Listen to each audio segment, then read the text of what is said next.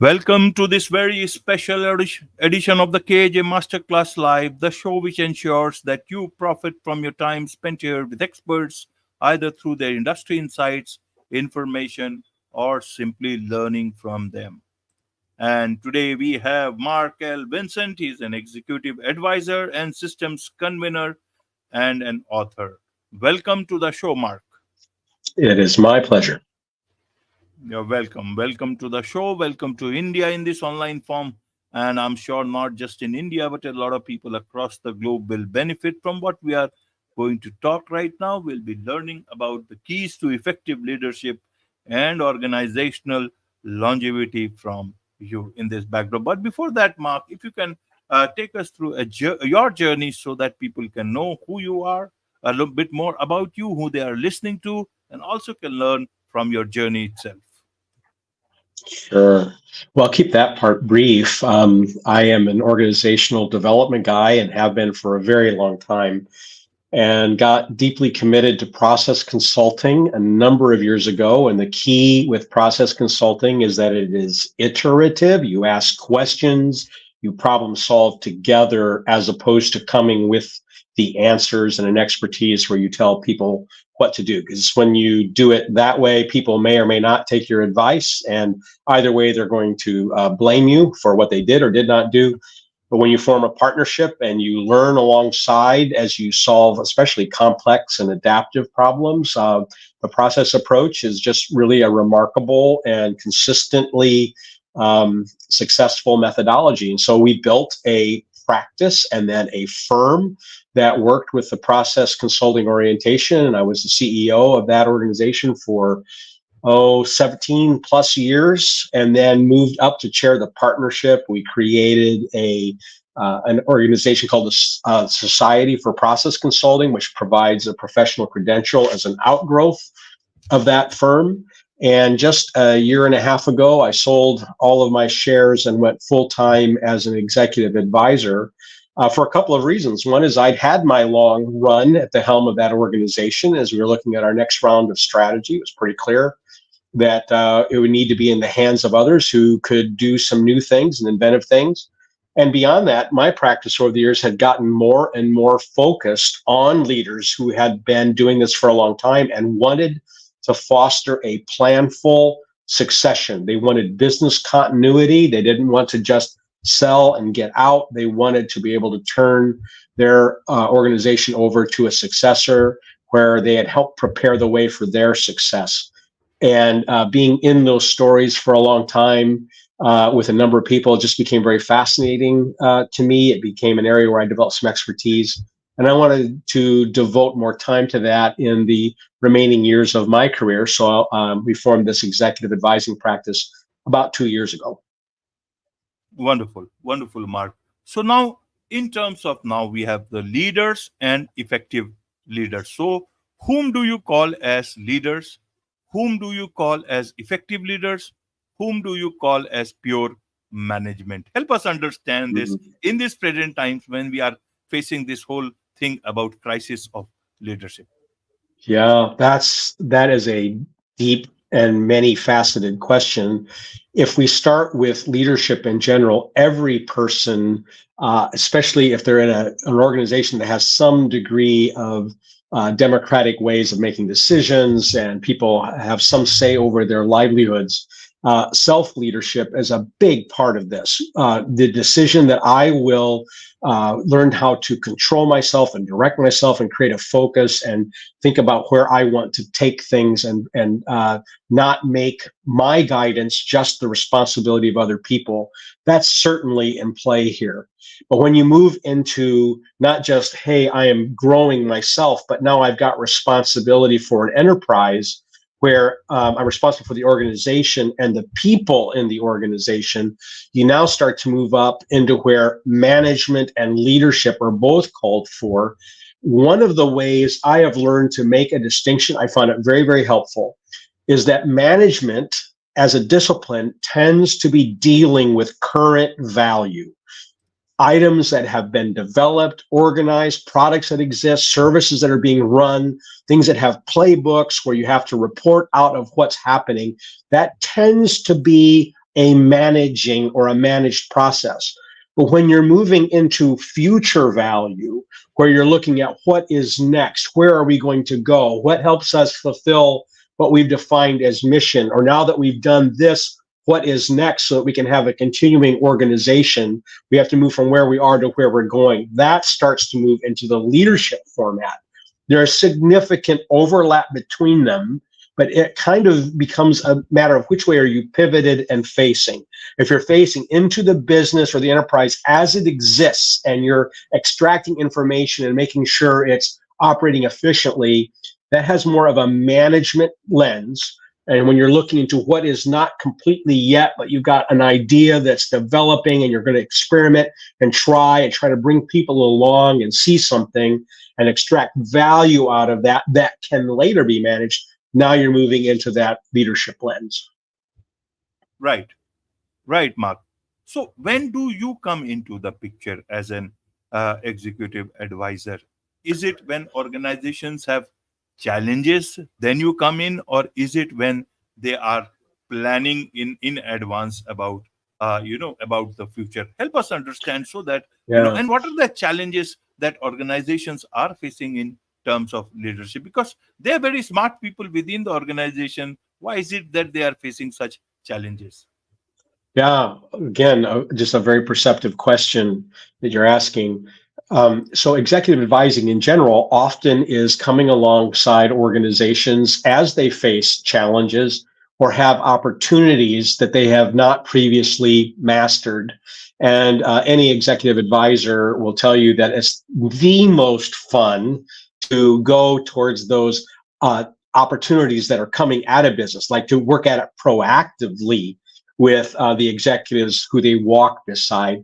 And truthfully, a lot of the work, however, is helping to play cleanup for the challenges and the conflicts that the business currently faces. And where maybe they've postponed asking for some help until things really kind of got out of hand. But in either case, for myself, I've narrowed that up in my practice for that moment when they're looking at succession and business continuity as the larger category there. So to be a continuing enterprise and to put this in the hands of the leaders that we are developing is the area that I specialize and just spend a lot of time and have a lot of joy. And it's at that moment where you can really see this leadership crisis in play that you referred to. And let me describe two dimensions. There are several we could look at, but two in particular. Right. Someone who's going to lead well needs to be able to demonstrate that they can think in terms of short, middle, and long-term results together at the same time. They don't keep choosing short term in order to look good and sacrificing the long term. They need to be able to see short, middle, and long term. Coupled with that, they have to be able to see effects that touch the top and middle and bottom lines as well. They're able to think that way. They're able to describe matters in that way. And they bring solutions rather than just point to problems. And when they bring the solutions, they think in terms of this long, middle, and short term, and top and middle and bottom line, and they lay out the approaches that they'd like to take or their thinking in that light so that they can inform a board or a CEO, or even if they've got people who are going to carry some of this work out, to be able to convey this is what we're after. A second one that I have found so helpful in determining is this a person who really can grow into executive leadership is to whether they lean into their own learning. In other words, they have sort of a Yahoo, a big cheer, a eureka approach to an opportunity to engage an area where they are not yet competent and do not yet have the knowledge, because they are a lifelong learner. They arrived in their leadership role, whether they're functioning like a leader or not. They arrived in that role because they learned things. And for some people who do not then function well as leaders, they make this change where they're trying to function like they are knowers, like I know stuff, I've proven myself, I shouldn't have to do this work anymore. And so they just try to go to the well that they've drawn from previously, and that stuff gets out of date. And so they somehow rose in their competence because they embraced their learning, which means you start with what you don't yet know. And when you move into executive leadership, you're going to be confronted all the times with not knowing stuff. And that has to be exciting rather than resisted.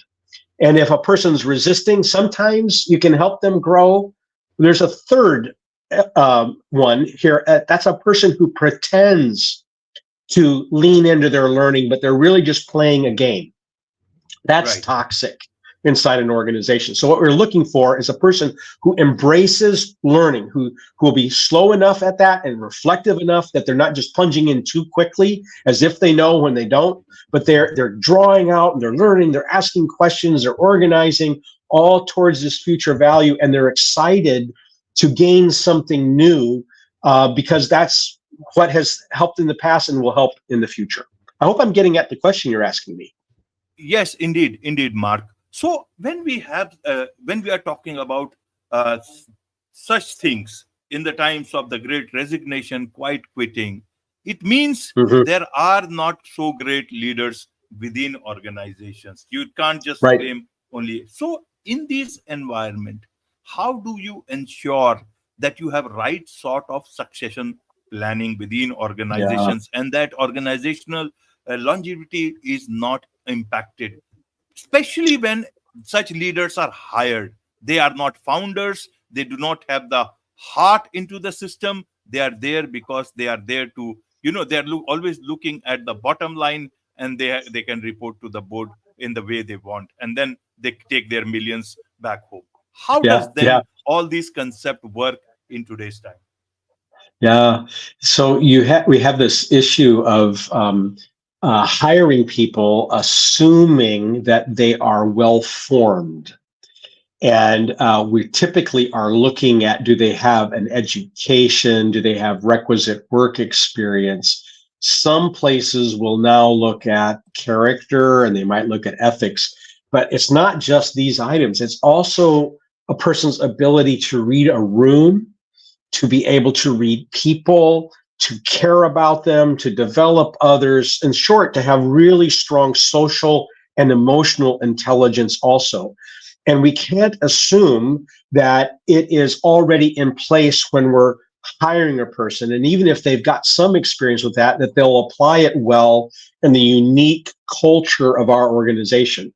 So we actually have to look at how we are developing people and the intentionality of how we are developing people. I sometimes talk about this in three levels. It's like a Right. scaffolding. So that first level, there's the stuff that anybody who works for our company needs to know. It doesn't matter what position they have. This is our brand. These are our values. We need to know that you can articulate them, problem solve with them, carry out your job with those in mind.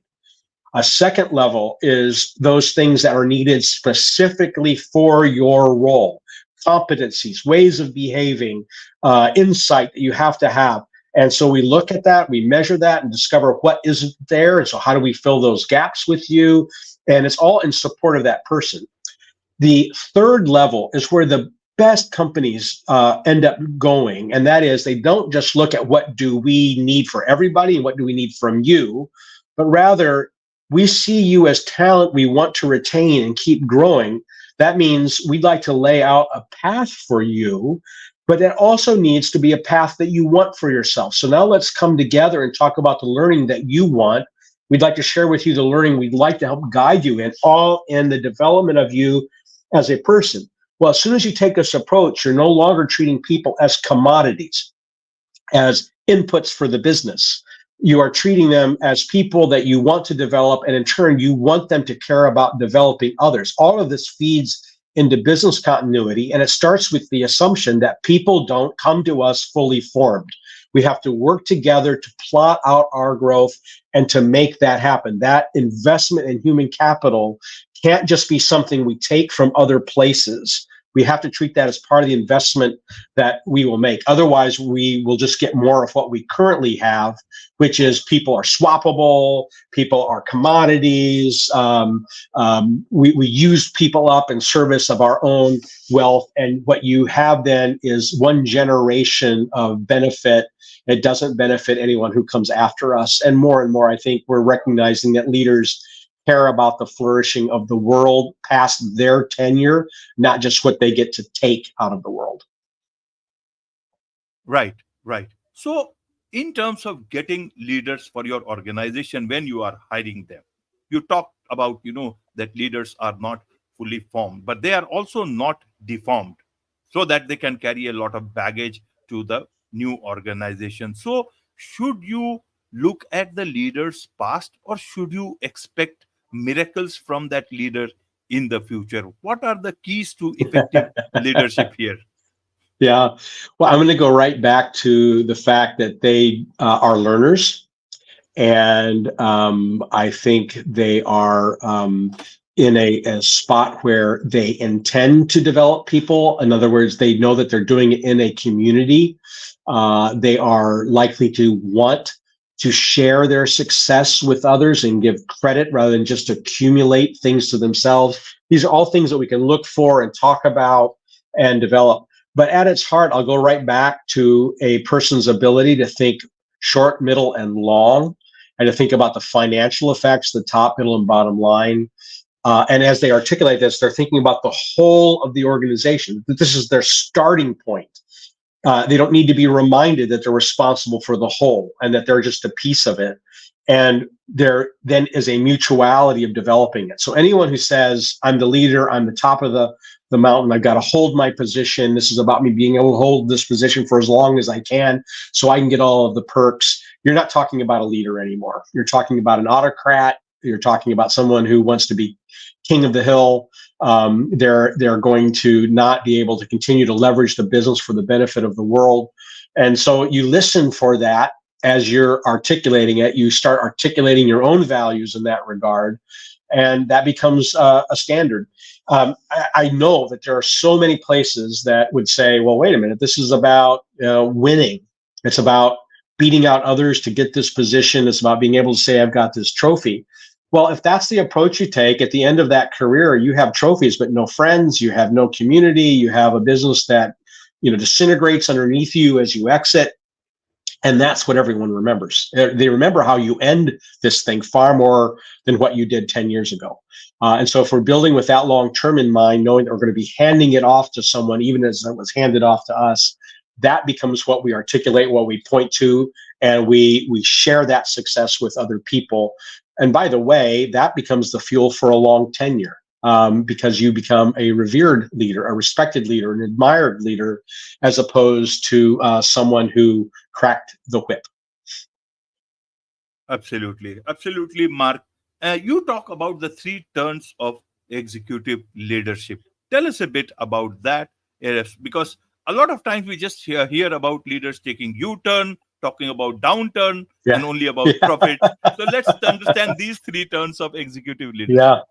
Yeah. Well, and knowing that, many of you who would be listening to this live in India, I want to offer my respect to what I have come to understand is really four turns that some who are observers of the Hindu religion would point to. Meaning, a fourth turn is when your life ends and how you wrap up life and you die peacefully.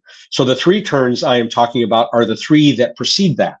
And that first one, maybe the first third of a person's life, they are learning, they're growing up, they're becoming an adult, they're figuring out their skills, they need room to be able to try out a career or two, to know where it is that they want to land and can keep growing, and where their talents really kind of congeal and they have opportunities to try even to lead. A second turn is when only a few people are invited to this in their life, by the way. Most people live their career in a first turn, we might call it like an artisan's type of work, repeating tasks that they learn to do with ever increasing skill and perfection. That's where most of the workforce will spend their career. Out of that, there are some who are invited to lead an organization. And now that's what we would call as a second turn. Instead of rising vertically in their skill, they're now moving horizontally across a lot of disciplines. Many of these disciplines they don't even have expertise in, but they have to leverage the expertise of others. So they're responsible for people, and they're responsible for the organization and the intersection between them. And to learn to do that, to move and modulate across this axis that's now horizontal, having to leverage the skills of others, is that second turn. Those who do that really well may have an opportunity to move into this third turn where their focus becomes ever more fully on developing future value that they are extracting while others are running that business, so that it's not just doing more of the same into the future, but it's looking at what will we be able to do in the future. And a great example of this that many would point to, and many know the story, is of Steve Jobs, who in his third turn comes back to Apple, is a calmer, quieter leader focusing on the future of what comes next, which becomes, in the end, in his career, the iPhone and all that it has entailed, even while he sets up a successor who has had a very long run, while Apple now has more of its money coming from things other than the personal computer, streaming services, the potential of what is in a car for software, continuing use of the iPhone, looking at kind of virtual computing. It keeps looking into that future, and many of those things go back to how Steve Jobs wrapped it up and hands it off to those who come after him. And that would be the third turn. And quite often in the third turn, that leader is focused on continuity, succession, future value, and begins to look at how are they going to give back and leverage any wealth that they've accumulated for the flourishing of the world, not just to prop up some great big estate that they've developed. Right, right, Mark. So, see, we have come to understand in different formats that leaders will come, political leaders, business leaders, they will come, they will take their turns, all three turns, more turns, and move out of organizations. But organizations will continue to outlive.